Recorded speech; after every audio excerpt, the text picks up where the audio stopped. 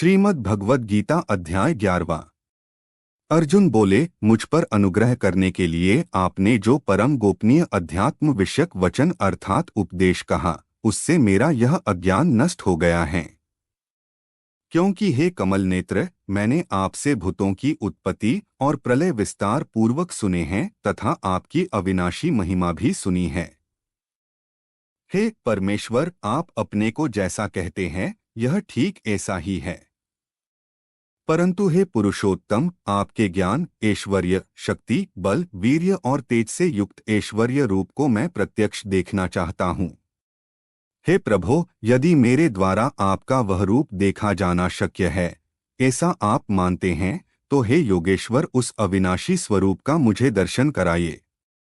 श्री भगवान बोले, हे पार्थ, अब तू मेरे सैकड़ों हजारों नाना प्रकार के और नाना वर्ण तथा नानान आकृति वाले अलौकिक रूपों को देख।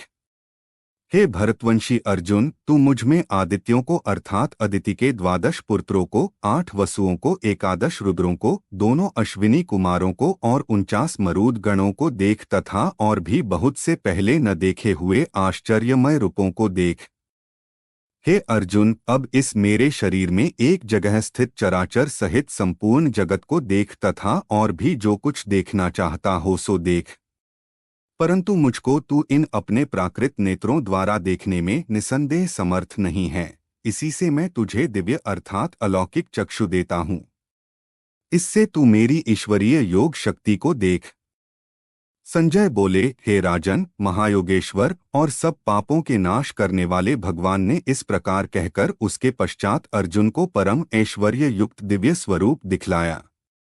अनेक मुख और नेत्रों से युक्त, अनेक अद्भुत दर्शनों वाले, बहुत से दिव्य भूषणों से युक्त और बहुत से दिव्य शस्त्रों को हाथों में उठाए हुए, दिव्य माला और वस्त्रों को धारण किए हुए और दिव्य गंध का सारे शरीर में लेप किए हुए, सब प्रकार के आश्चर्यों से युक्त, सीमा रहित और सब और मुख किए हुए विराट स्वरूप परम देव परमेश्वर को अर्जुन ने देखा।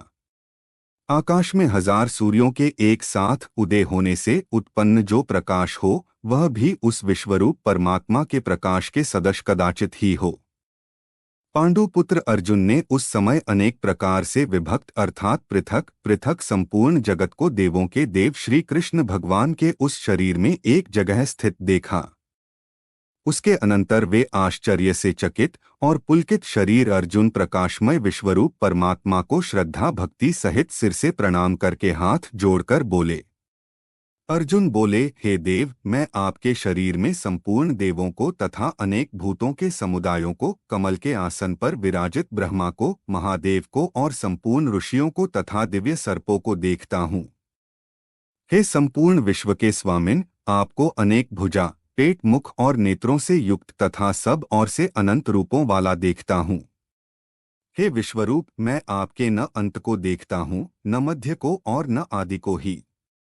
आपको मैं मुकुट युक्त, गदा युक्त और चक्र युक्त तथा सब और से प्रकाशमान तेज के पुंज, प्रज्वलित अग्नि और सूर्य के सदृश ज्योति युक्त, कठिनता से देखे जाने योग्य और सब और से अप्रमेय स्वरूप देखता हूँ। आप ही जानने योग्य परम अक्षर अर्थात पर ब्रह्मा परमात्मा हैं।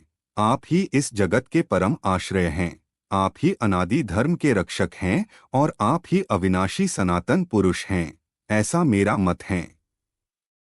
आपको आदि, अंत और मध्य से रहित, अनंत सामर्थ्य से युक्त, अनंत भुजा वाले, चंद्र सूर्य रूप नेत्रों वाले, प्रज्वलित अग्निरूप मुख वाले और अपने तेज से इस जगत को संतप्त करते हुए देखता हूँ।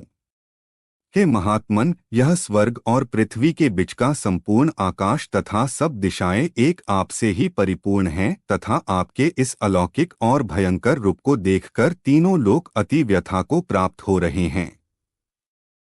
वे ही देवताओं के समूह आप में प्रवेश करते हैं और कुछ भयभीत होकर हाथ जोड़े आपके नाम और गुणों का उच्चारण करते हैं तथा महर्षि और सिद्धों के समुदाय कल्याण हो ऐसा कहकर उत्तम उत्तम स्तोत्रों द्वारा आपकी स्तुति करते हैं।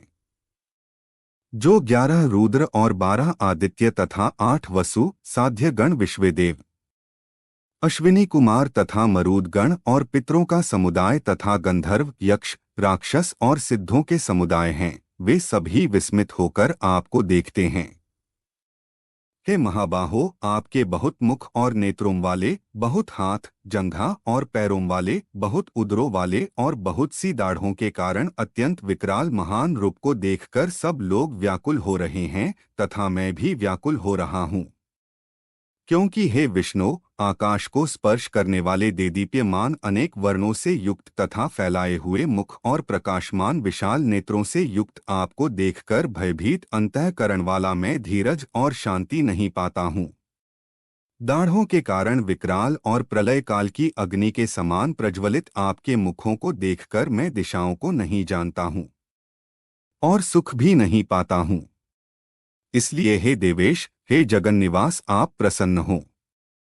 वे सभी धृतराष्ट्र के पुत्र राजाओं के समुदाय सहित आप में प्रवेश कर रहे हैं और भीष्म पितामह, द्रोणाचार्य तथा वह कर्ण और हमारे पक्ष के भी प्रधान योद्धाओं के सहित सब के सब आपके दाढ़ों के कारण विकराल भयानक मुखों में बड़े वेग से दौड़ते हुए प्रवेश कर रहे हैं और कई एक चूर्ण हुए सिरों सहित आपके दांतों के बीच में लगे हुए दिख रहे हैं। जैसे नदियों के बहुत से जल के प्रवाह स्वाभाविक ही समुद्र के ही सम्मुख दौड़ते हैं, अर्थात समुद्र में प्रवेश करते हैं, वैसे ही वे नरलोक के वीर भी आपके प्रज्वलित मुखों में प्रवेश कर रहे हैं। जैसे पतंग मोहवश नष्ट होने के लिए प्रज्वलित अग्नि में अति वेग से दौड़ते हुए प्रवेश करते हैं, वैसे ही ये सब लोग भी अपने नाश के लिए आपके मुखों में अति वेग से दौड़ते हुए प्रवेश कर रहे हैं। आप उन संपूर्ण लोकों को प्रज्वलित मुखों द्वारा ग्रास करते हुए सब और से बार बार चाट रहे हैं। हे विष्णु, आपका उग्र प्रकाश संपूर्ण जगत को तेज के द्वारा परिपूर्ण करके तपा रहा है। मुझे बतलाइए कि आप उग्र रूप वाले कौन हैं? हे देवों में श्रेष्ठ, आपको नमस्कार हो। आप प्रसन्न होइए। आदिपुरुष, आपको मैं विशेष रूप से जानना चाहता हूँ, क्योंकि मैं आपकी प्रवृत्ति को नहीं जानता। श्री भगवान बोले, मैं लोकों का नाश करने वाला बढ़ा हुआ महाकाल हूँ। इस समय इन लोकों को नष्ट करने के लिए प्रवृत्त हुआ हूँ।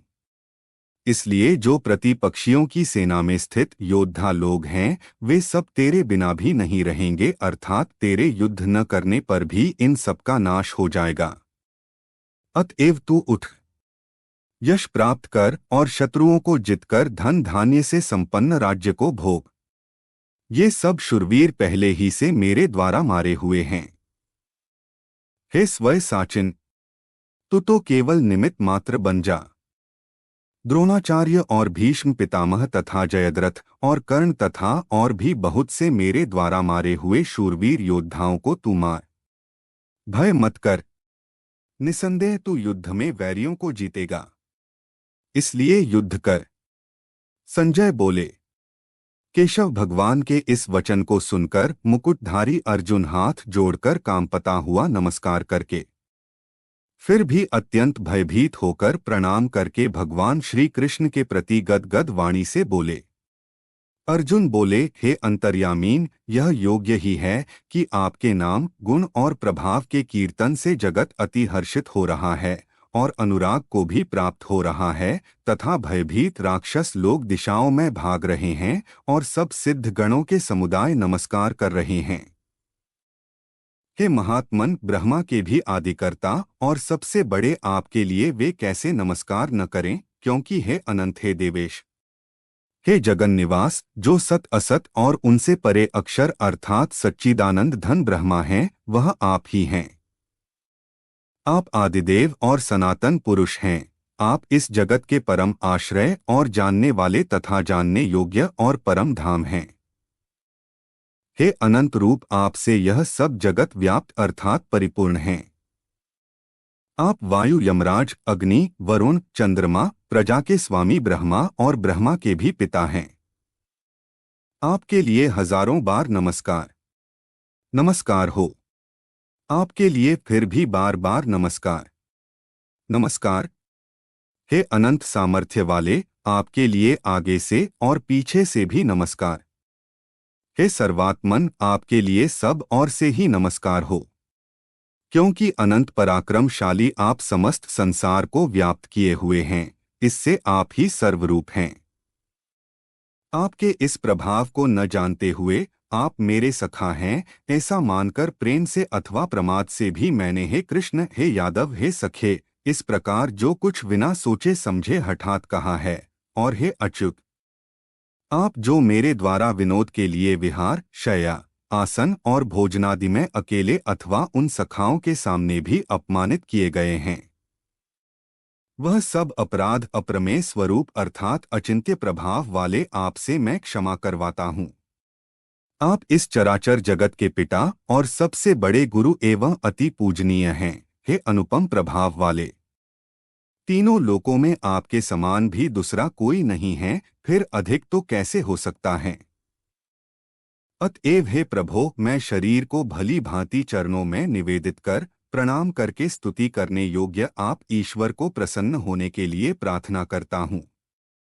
हे देव, पिता जैसे पुत्र के, सखा जैसे सखा के और पति जैसे प्रियतमा पत्नी के अपराध सहन करते हैं, वैसे ही आप भी मेरे अपराध को सहन करने योग्य हैं। मैं पहले न देखे हुए आपके इस आश्चर्यमय रूप को देखकर हर्षित हो रहा हूँ और मेरा मन भय से अति व्याकुल भी हो रहा है, इसलिए आप उस अपने चतुर्भुज विष्णु रूप को ही मुझे दिखलाइए। हे देवेश, हे जगन्निवास, प्रसन्न होइए। मैं वैसे ही आपको मुकुट धारण किए हुए तथा गदा और चक्र हाथ में लिए हुए देखना चाहता हूँ।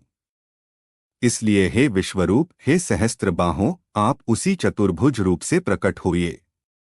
श्री भगवान बोले, हे अर्जुन, अनुग्रह पूर्वक मैंने अपनी योग शक्ति के प्रभाव से यह मेरा परम तेजोमय सबका आदि और सीमा रहित विराट रूप तुझको दिखलाया है, जिसे तेरे अतिरिक्त दूसरे किसी ने पहले नहीं देखा था। हे अर्जुन, मनुष्य लोक में इस प्रकार विश्वरूप वाला मैं न वेद और यज्ञों के अध्ययन से, न दान से, न क्रियाओं से और न उग्र तपों से ही तेरे अतिरिक्त दूसरे के द्वारा देखा जा सकता हूँ। मेरे इस प्रकार से इस विकराल रूप को देखकर तुझको व्याकुलता नहीं होनी चाहिए और मूढ़भाव भी नहीं होना चाहिए। तू भय रहित और प्रीति युक्त मन वाला होकर उसी मेरे इस शंख, चक्र, गदा, पद्म युक्त चतुर्भुज रूप को फिर देख। संजय बोले, वासुदेव भगवान ने अर्जुन के प्रति इस प्रकार कहकर फिर वैसे ही अपने चतुर्भुज रूप को दिखलाया और फिर महात्मा श्री कृष्ण ने सौम्य मूर्ति होकर इस भयभीत अर्जुन को धीरज दिया। अर्जुन बोले, हे जनार्दन, आपके इस अति शांत मनुष्य रूप को देखकर अब मैं स्थिरचित्त हो गया हूँ और अपनी स्वाभाविक स्थिति को प्राप्त हो गया हूँ। श्री भगवान बोले, मेरा जो चतुर्भुज रूप तुमने देखा है, यह सुदुर्दर्श हैं, अर्थात इसके दर्शन बड़े ही दुर्लभ हैं। देवता भी सदा इस रूप के दर्शन की आकांक्षा करते रहते हैं। जिस प्रकार तुमने मुझको देखा है, इस प्रकार चतुर्भुज रूप वाला मैं न वेदों से, न तप से, न दान से और न यज्ञ से ही देखा जा सकता हूँ। परंतु हे परंतप अर्जुन, अनन्य भक्ति के द्वारा इस प्रकार चतुर्भुज रूप वाला मैं प्रत्यक्ष देखने के लिए, तत्व से जानने के लिए तथा प्रवेश करने के लिए अर्थात एक ही भाव से प्राप्त होने के लिए भी शक्य हूँ। हे अर्जुन, जो पुरुष केवल मेरे ही लिए संपूर्ण कर्तव्य कर्मों को करने वाला है, मेरे परायण हैं, मेरा भक्त हैं, आसक्ति रहित हैं और संपूर्ण भूत प्राणियों में वैर भाव से रहित हैं, वह अनन्य भक्ति युक्त पुरुष मुझको ही प्राप्त होता है। श्रीमद् भगवद गीता 11वां अध्याय समाप्त। ओम नमो भगवते वासुदेवाय।